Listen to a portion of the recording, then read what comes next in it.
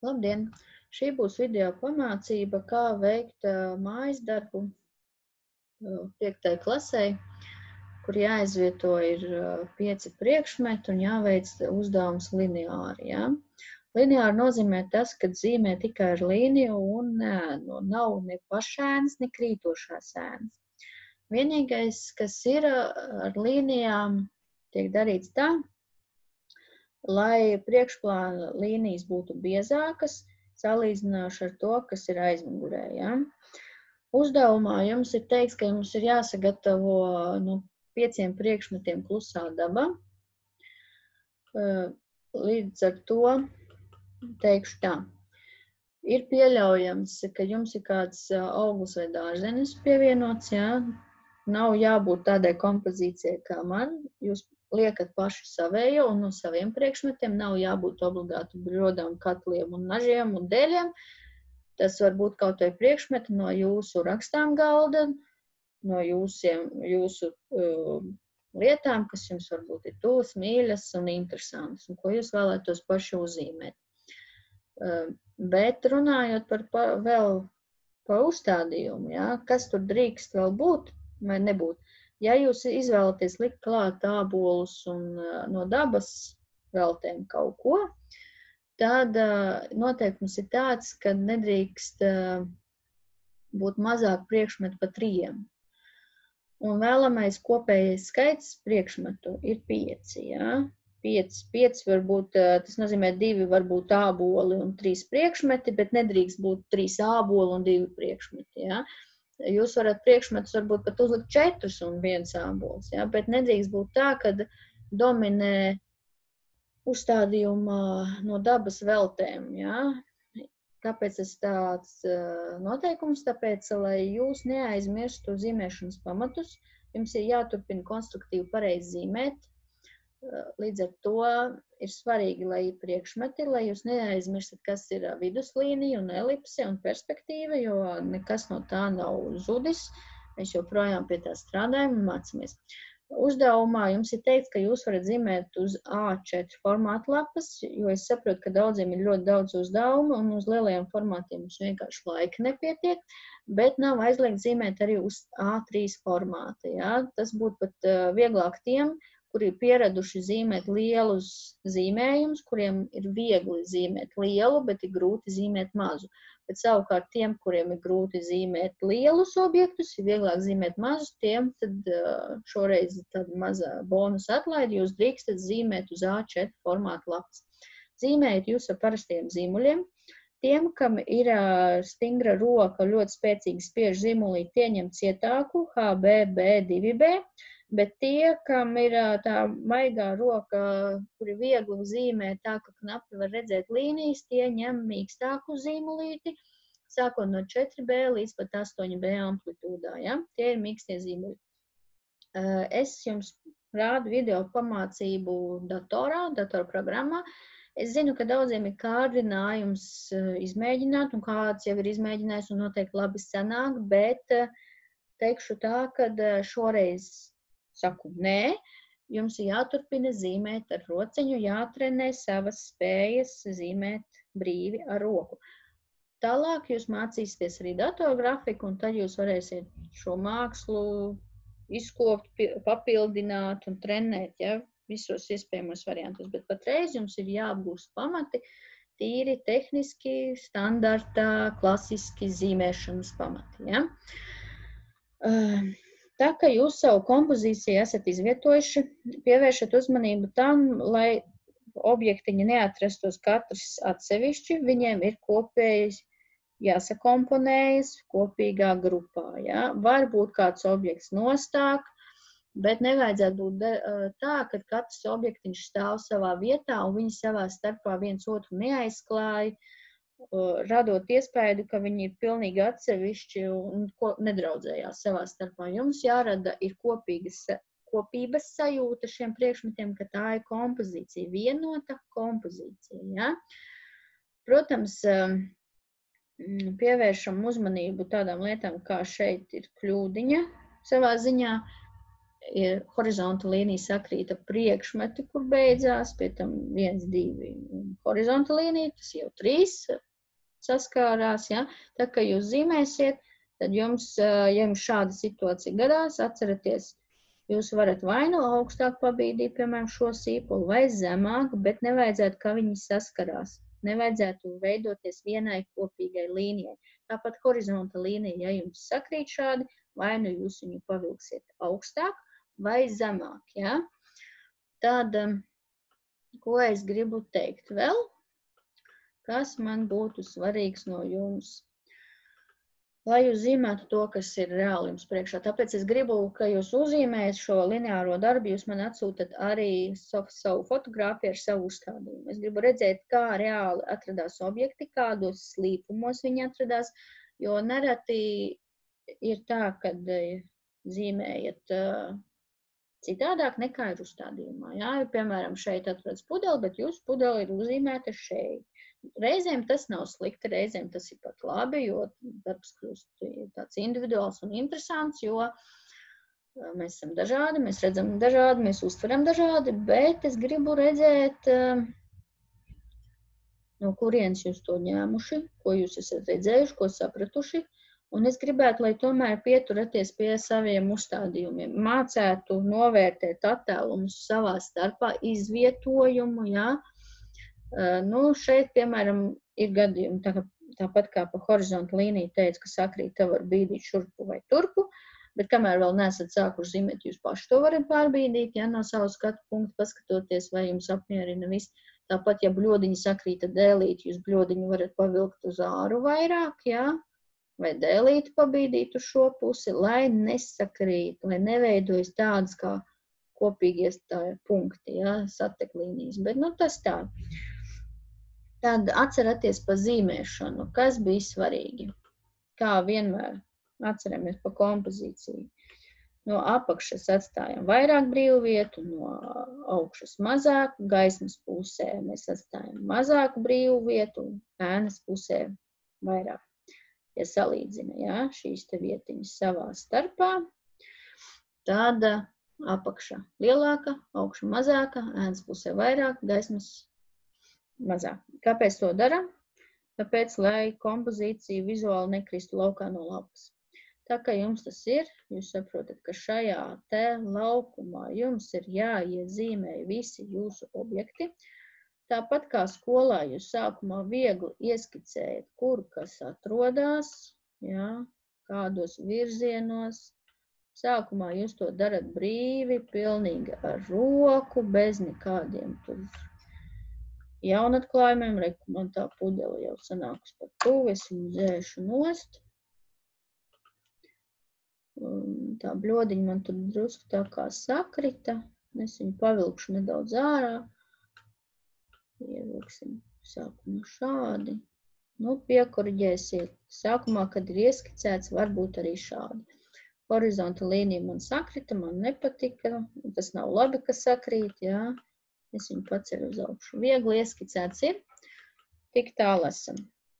Tās palīga līnijas, kas atzīmes dzēšam nost, tās mums vairs nav vajadzīgas. Turpināt strādāt pie šie te objektiem. Tā kā jums ir jākonstruē gan pudelītē, gan bļodiņai, jā, viduslīnija atceramies vēl, ka viduslīnija vienmēr ir taisna. Tā. Paņemsim citā krāsā, lai vieglāk redzēt.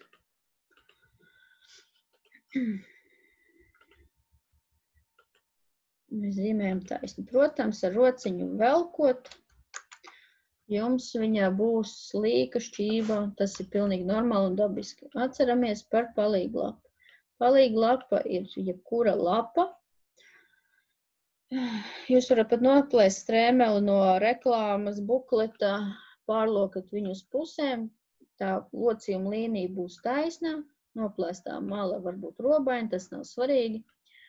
Pieliekat pie lapas malas, pieliekat pie savas tās līnijas, atzīmējiet, kurā vietā jums bija šie te jūsu noliktās līnijas, un jūs varat pārbaudīt uz šķībumiem sevi. Ja ir šķībi, protams, jūs pamainīsiet. Nu, es te uzvilku, man ir automātiski taisni, bet jums noteikti tā līnija varētu būt nedaudz šķība. Jūs pieliekat šo te atzīmīt pie lapas malas, kas ir vienmēr taisna, un pārbaudat, vai viduslīnija ir savā vietā. Tā, kad tas ir izdarīts un ir pārbaudīts un uzzīmēts, tad jūs tagad atzīmēsiet pudeles platumu.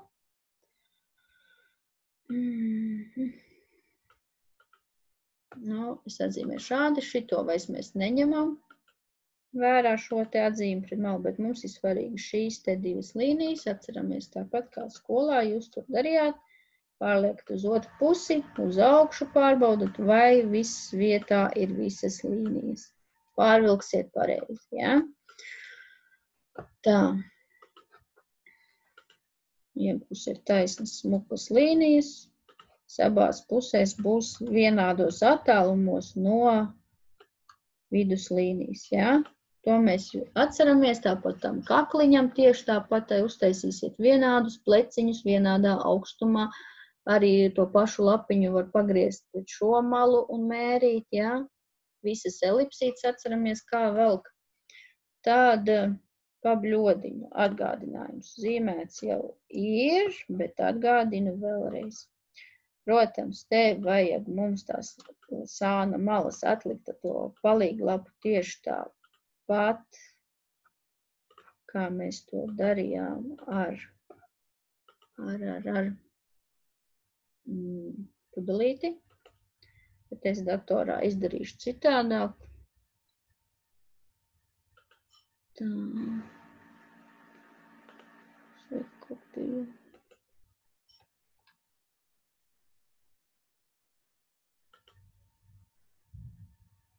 Tā.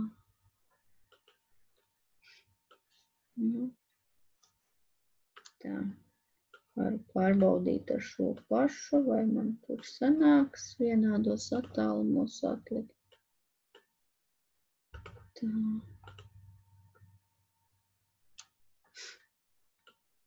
Jūs arī pārbaudat, vai vienādos attālumos jums ir. Nu, reka man nav, es tad savu maliņu, jūs savukārt savā zīmējumā pārliksiet, ja? Tā. Reini. Tā kā tas ir izdarīts, jums ir jānovelk horizontāla līnija. Kad sanāk šķība, ņemat šo pašu lapiņu, pārbaudat, vai viņa ir taisna. Izlabojat, piekoriģējat, kāpēc viņa jums vajadzīga, jo jums būs jāzīmē elipsīte. Tāpat kā skolā jūs to atceraties, jums ir jābūt elipsei, ja? Tā, man saķērās līnijas. Tā. Uzvelkat taisnas līnijas, elipsi, atceraties, veidojās no tā, kad ir apaļās daļas, kas ir bļodai.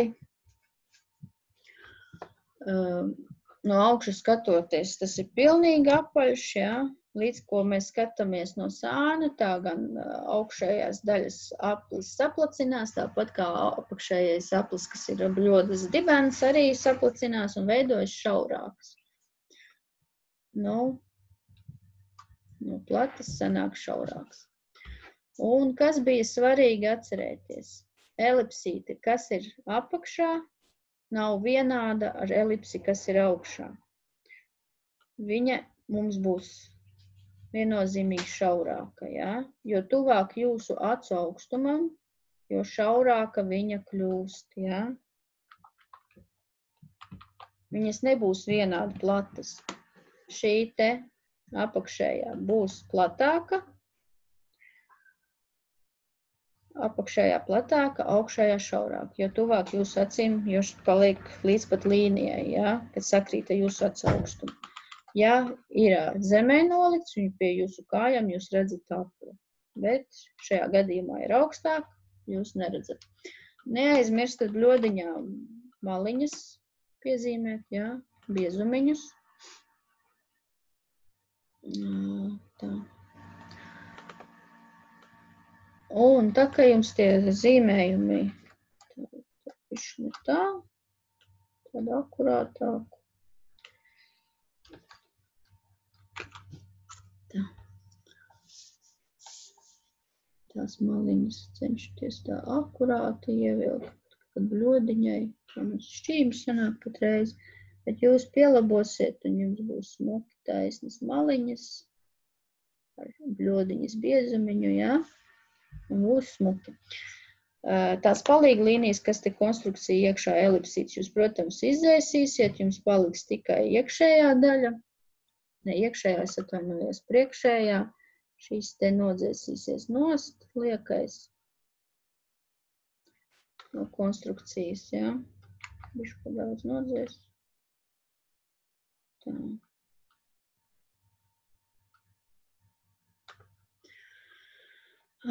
Un kas ir svarīgi, lai darbiņš būtu pabeigts tā kā nākas, te nedaudz dēlītim arī perspektīvu, neaizmirstat perspektīvas satiek punkti, jūs acu augstumā satiekas, protams, tas būs ārpus lapas, perspektīvīgi mēs jau esam runājuši, ja rodas jautājumi rakstat e-klasītē, varu atgādināt visu, bet gala rezultātā jābūt apmēram šādam zīmējumam, kas ir zīmēts ar roku, tālākie objekti, kas ir aizmugurējā plānā, tie ir ar šauru tievu līniju, tie priekšmeti, kas atrodas priekšplānā, ir ar biezu līniju. Tādā veidā jūs lineārajam darbam panākat to, kad ir priekšplāns un ir aizmugurējais plāns. Runājot vēl par ēnām, ja? Tā kā jūs viņu šajā darbā neēnosiet, nav jāštriho nekas, tad tajās vietiņās, kur jums ir ēniņa, jūs vienkārši tās līniņas padarīsiet biezākas, ja? Tiem objektiņiem, kur tās tajā pusītē, kur ir ēniņi, ja? Ja jums tur ir kādi sīpoliņi, kuriem ir smukas svītriņas, jūs tās svītriņas smuki ievelkat. Tā, šitu mēs paņemsim tievāku līniju, ievilksiet smukas strīpiņas. Strīpiņas parasti nav tur, kur ļoti spilgtas gaismas virsū, tad viņas tā kā nodzies, bet tur, kur ir robežas starp ēnu un gaismu, tad viņas tā smuki tur parādās. Tā. Un tie, kas aiziet, piemēram, šis tāds nedaudz ar perspektīvu, tad šīs galas ir noteikti līnijas biezākas nekā šajā te galā. Ja gribās, piemēram, faktūra līnijas no dēlīša, ja, te jūs ritma līnijas te ievilkat, protams, lai viņas nedominē pār šīm te konstrukcijas līnijām, viņām ir jābūt tievākām, ja, stipri tievākām, lai nav konkurence savā starpā, ja. Jūs varat vilkt tās dēlīša rieviņas, kas tur ir bijuši, ja, no koka, papētat faktūriņi, kādi kokam, un ritmiski velkat līnijas iekšā. Nu, es tagad tīri uz atmiņu un tīri uz sajūtu to darbu, bet jūs daļēji gan pētat, gan arī uz sajūtu strādājat, ja? Tā, lai sanāk darbiņš skaists. Šādu te darbiņu zīmēt ar roku jūs nofotografējat arī uzstādījumu un iesūtat man e-klasītē, ja? Ja sanāk kavēt, ka termiņu par to nevajag ļoti satraukties, bet vajadzētu obligāti līdz 15. decembrī mums jāizliek ir atzīmes, līdz tam laikam visiem darbiem jābūt iesūtītiem, pat ātrāk patiesībā, jau uz 12. vajadzētu visam būt gatavam, ja? Vai jums nav pārdzīvojumi pēc tam, ka kaut kas tur nav labi sanācis, ja? Bet, ja slimojat, tad informējiet mūsu skolas mācību daļu, un tad jums attiecīgi ir atbrīvojums, jo slimības gadījumā jums darbs nav jāzīmē, ja? Bet turamies pie veselības, un lai viss labi izdodas, un lai skaisti darbi. Atā.